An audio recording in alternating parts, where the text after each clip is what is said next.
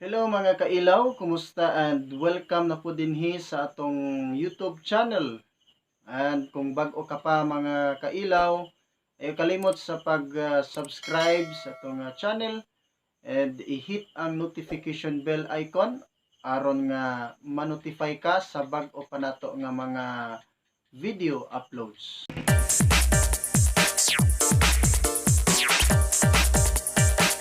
Karon mga kailaw, so dugay-dugay na pod nga wala ta magakauban dinhi sa atong tulumanon, kundiin maong pagpadayag sa mensahe sa atong buhay nga Dios.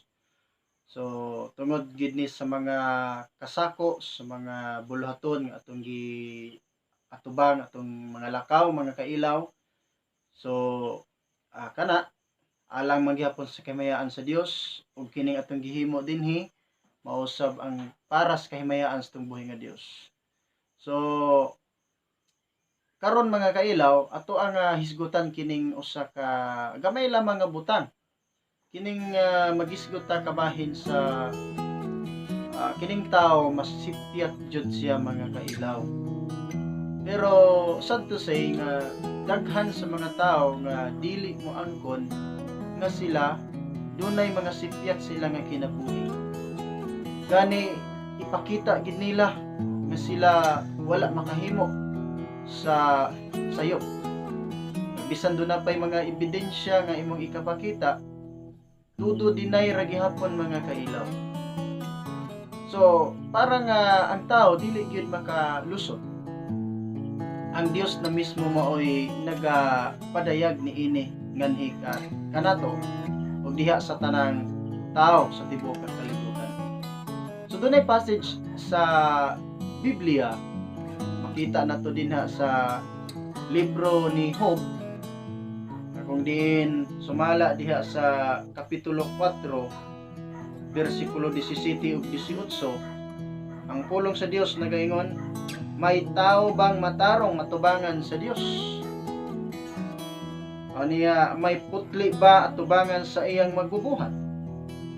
Verse 18, ang Dios dili gani mosalig bisan sa iyang mga langitnong sulugoon.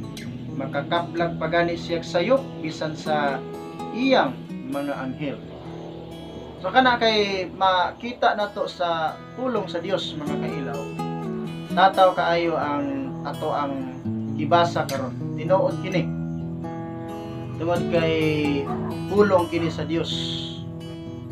So klaro kayo nga bisan gani di ang mga anghel dili sa tanang panahon insakto pod. So labaw sa tanan ang tao may kasaypanan gayud mga kailaw. Kay ang diferensya sa tao ug sa anghel medyo dako-dako gyud kun atong susihon mga kailaw. Tungod kay ang anghel doon naman sila'y kagahom. Doon na sila'y gahom. Ang tao dili pareha nila nga anaan niya na. Ang naa sa tao kaalam lamang, kahibalo, mga ideya o pinasahipod nga mga kinibang kahibalo o kamao ang naa sa tao.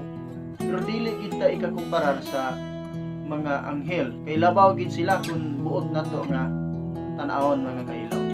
Apan sumala sa atong mabasa karon nga bisan ang mga anghel sa Dios makakita pagod gani siya og sipyat. So mo nang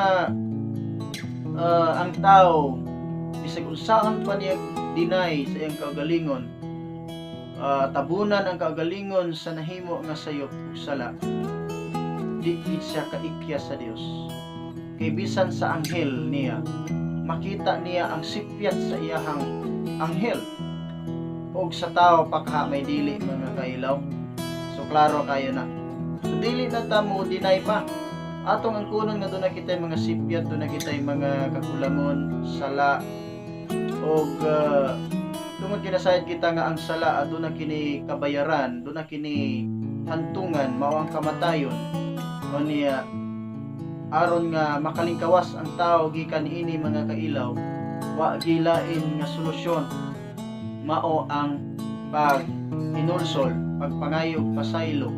Kay ang Dios maluluyon, mapasayloon kaayo ug mudawat kanato kung kita kinasing-kasing usab ng paubos ng galingon, dili nato ipasiata ba atong garbo, dili nato ipataas atong kagalingon kung kinsa ta, kundi ato agyod nga ang butong ipataas nato mao sa Ginoong Hesus mga kailaw. Kung pag-uman niya na ato siyang dawaton nga Ginoo ug manluluwas. Wa nay lain pa. Kay diha kaniya makaangkon kita sa kasiguruhan. Diha kaniya kompletong kapasayloan, kompletong kanabang kabayaran sa ato ang mga nahimo. Dili ta abusar kung unsay hatag sa Dios nga pabor nganhi kanato. Kung ang demand ni ana mga kailaw mao ang pag-alagad nato kaniya, pagigugma nato kaniya, din ato ang ana nga buhaton uban sa dako nga pagpaubos kunya serbisyohan nato siya sa kanabang dako nga pagsakripisyo.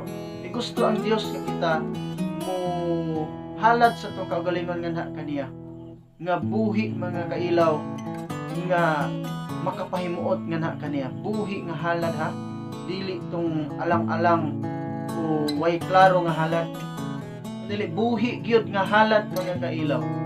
So di amo na nga nakita nato nga bisan sa atong pagkamasipyaton, pagka daghan og mga sala, nagpatong-patong nga mga sala mga kailaw, apan ang Dios handom lagi hapon kanato nga sa diha na kita makakaplag sa kamatuoran diha kang Kristo, mahimo kitang makahalad sa atong kaugalingon ingon nga buhi o makapahimuot nga kaniya sama sa mahumot nga insenso.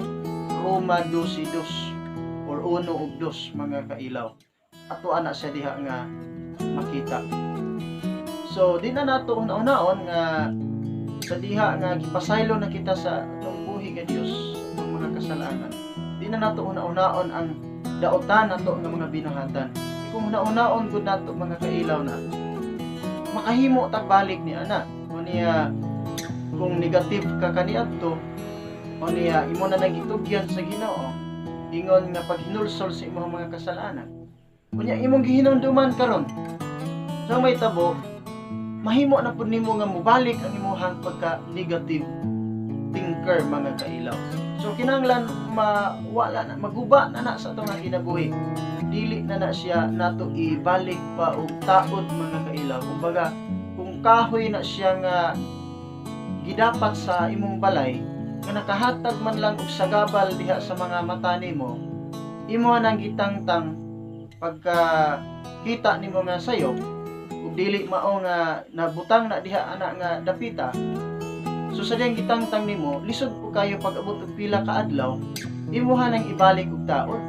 Di ba balik waot mga kailaw nga human nimo na gikuha diha imong ibalik diha og taod, kay murag na nausap na pud ang imuhang hunahuna, which is very wrong mga kailaw. So hoping nining bahina kung kita ningdawat sa Ginoo, ningdawat sa iyang grasya, ato kining ampingan kay mahal kayo ang iyang pagbayad niini dito sa krus sa Kalbaryo. Imagine mga kailaw, iyahang kaugalingong lawas, kaugalingong dugo, kaugalingong niyang pakasiya, King of Kings, Lord of Lords, nagasakripisyo alang kanato. So forget the bad past sa itong kinabuhi. Forget those mistakes nga kundiin aron nga dili na ta makahimo niya na pag-usab mga kailaw. So hope that this message is makahatag kanimo transforming panghuna-huna and kasing-kasing diha sa atong buhay nga Dios. Kay di gyud ka magmahay kung imuhang gyud nga itugyan ang imong kinabuhi ngadto sa buhay nga Dios.